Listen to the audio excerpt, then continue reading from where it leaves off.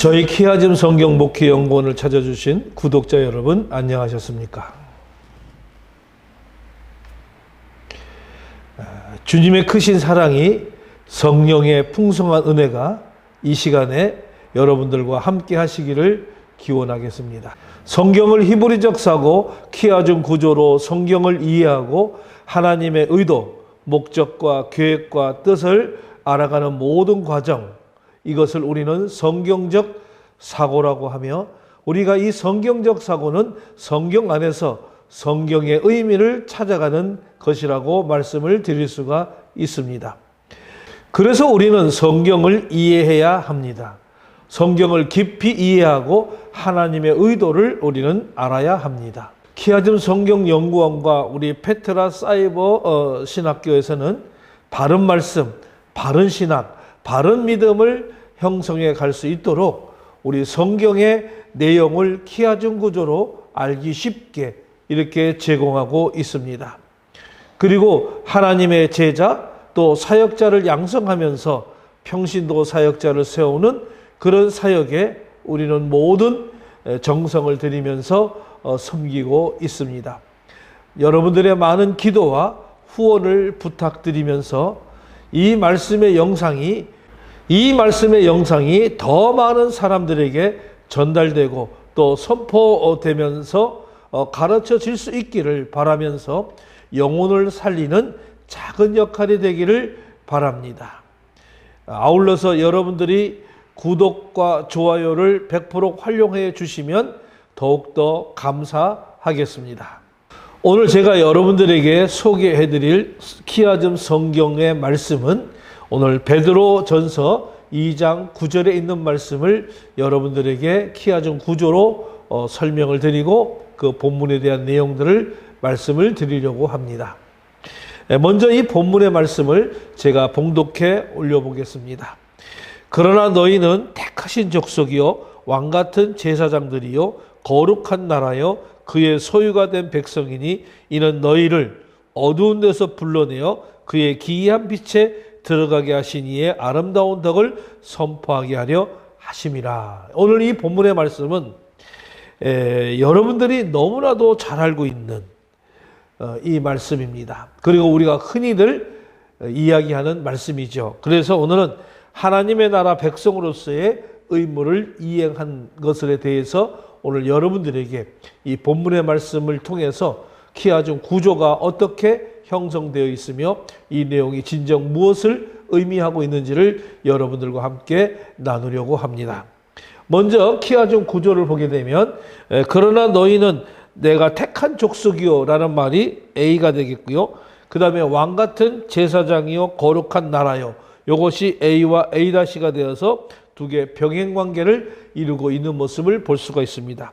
그리고 어두운 데서 불러내어 그의 기이한 빛에 들어가게 하신 이에 요 B가 되고요. 그 다음에 아름다운 덕을 선포하려 하심이라. 요게 B와 B-가 되어서, 그래서 B와 B-를 통해서 그 기이한 빛에 들어가게 하심과 또 아름다운 덕을 선포하게 하려 하심이 B와 B-로 우리가 병행관계를 이루는 것을 볼 수가 있습니다. 그러면 오늘 이 본문에서 핵심은 뭐냐면 C가 되겠죠. 그의 소유가 된 이 백성이다. 하나님의 소유가 된 백성을 오늘 우리들에게 보여주고 있는 핵심 구절이 되겠습니다.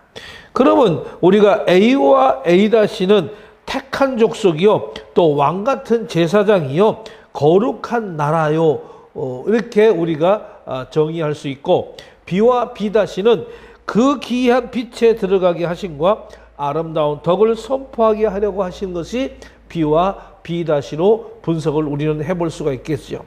그래서 이 두 가지를 우리가 하나님의 소유된 백성으로서의 내용들을 우리들에게 이야기해주고 있는 그런 내용의 구조로 볼 수가 있습니다. 오늘 이 말씀이 정말 만인 제사장직의 근거가 되는 너무나도 유명한 구절이죠. 베드로는 오늘 보배롭고 요긴한 그 모퉁이 돌이 되신 그리스도를 믿는 그 하나님의 백성들의 신분적인 특권에 대해서 4가지로 오늘 우리들에게 이야기해 주고 있는 모습을 볼 수가 있습니다. 성도의 영광된 특권을 보여주는 이 구절은 출애굽한 이스라엘에게서 하나님께서 주신 출애굽기 19장 5절로 6절의 말씀의 자유로운 인용이다라고 말씀을 드릴 수가 있겠습니다. 하나님은 이스라엘과 시내산 언약을 맺으면서 이스라엘을 자기의 소유, 백성, 제사장 나라로 하나님께서는 삼으셨습니다. 그리고 그 조건은 무엇이냐면 하나님의 언약을 지키는 것이었다라는 것입니다. 그런데 우리가 신약 시대에는 예수 그리스도의 피 언약으로 그리스도에게 속한 자들이 하나님의 백성이 되는 것이죠. 여기에는 하나님의 전적인 은혜의 사상이 나타나 있다고 말씀을 드릴 수가 있습니다. 오늘 본문에서 베드로가 명하시는 성도로서 지니게 되는 네 가지 특권을 말하고 있는데 오늘 그 네 가지의 특권에 대해서 하나씩 좀 살펴보도록 하겠습니다. 그 네 가지의 특권은 바로 택하신 족속, 왕같은 제사장, 거룩한 나라, 하나님의 소유된 백성, 이렇게 네 가지가 하나님의 백성으로서의 신분적인 특권이라고 말씀을 드릴 수가 있습니다. 그러면 첫 번째로 이 택하신 족속이다라고 하는 것이 무슨 말이냐? 이 택하신 족속에서 이 족속은 바로 게노스라고 하는 말로 쓰는데 요 게노스, 이 족속이라는 말입니다. 이거는 가문 또는 혈통 그런 의미를 가지고 있고요. 그리고 택하신이라는 말은 이 택하신이라는 뜻은 바로 에클렉톤이라는 말을 씁니다. 이 에클렉톤이라는 말을 쓰는데 신약 성경에서는 어떤 종교적인 의미로만 이 단어가 사용되어집니다. 하나님에 의한 예수 그리스도의 그 선정 또는 천사들의 그 선정, 그리스도를 믿는 사람들의 성정을 말하는 데 사용되었습니다.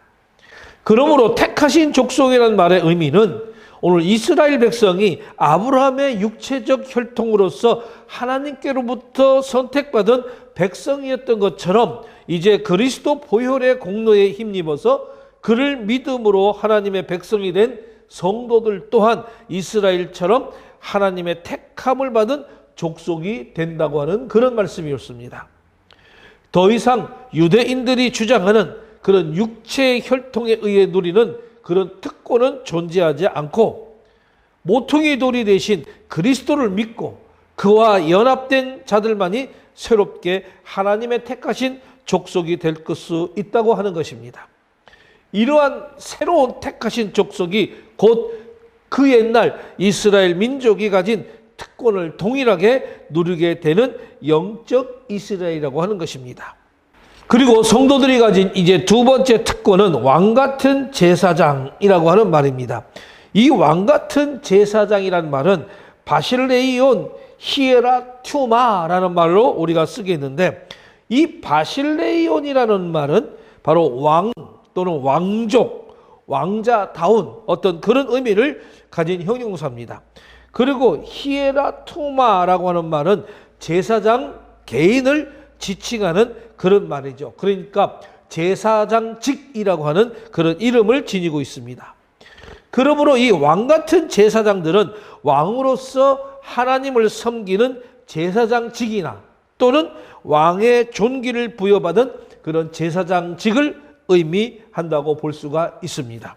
왕인 동시에 제사장의 직분을 가지고 있는 이러한 존귀한 모습은 그리스도의 전형적인 모습인데 아브라함을 축복했던 살렘의 왕이면서도 제사장의 역할을 감당했던 그 멜기세덱에서도 이러한 면모를 우리는 찾아볼 수가 있습니다.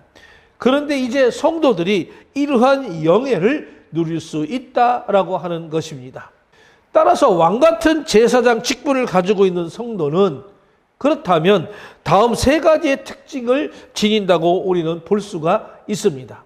첫 번째 특징은 하나님과 예수 그리스도 그리고 성령 외에 어느 누구도 어느 무엇에도 종속되지 않은 영적 지위를 누린다라고 하는 그런 말씀이고요.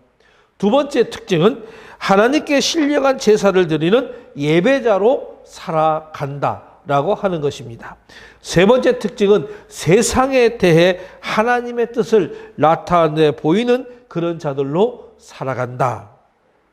이처럼 신약 성도는 구약의 제사장이나 또는 왕조차도 누리지 못한 그런 왕과 제사장의 지위를 함께 지키는 그 영예를 누리며 살아가게 되는 것입니다.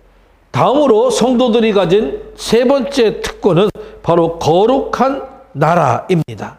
이 거룩한 나라의 원어는 에드노스 하기온이라고 합니다. 에드노스 하기온. 이 표현은 원래 하나님을 섬기기 위해서 구별된 백성 이스라엘을 지칭하는 그런 표현이었었습니다.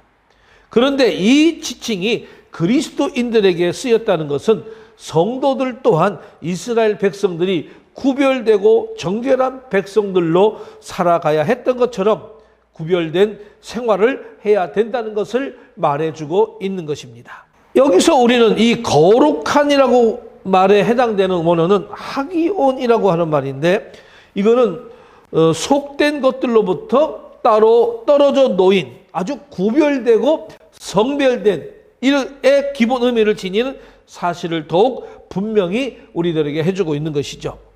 그리고 성도들이 가진 네 번째 특권은 바로 하나님의 소유된 백성이라고 이야기합니다.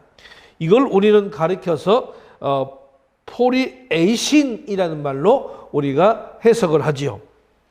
자, 그러니까 여기서 그의 소유라고 하는 말은 페리포에이신, 이것은 획득 또는 보존이라고 하는 그런 개념을 가지고 있는 단어에 따라서 하나님의 소유된 백성이라고 하는 표현에는 하나님께서 성도들을 특별히 자기 백성을 삼으시고 그를 모든 환난에서 건지시고 심판날까지 보존하면서 지키신다고 하는 이 개념들이 들어있다고 볼 수가 있습니다.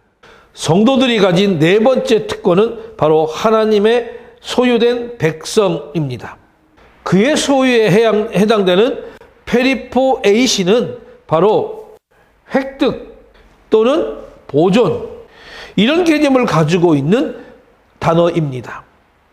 하나님의 소유된 백성이라고 하는 표현에는 하나님께서 성도들을 특별히 자기 백성을 삼으시고 그를 모든 환난에서 건져내시고 심판날까지 보존하여 지켜주신다고 하는 개념이 여기에 들어있다고 우리는 볼 수가 있습니다.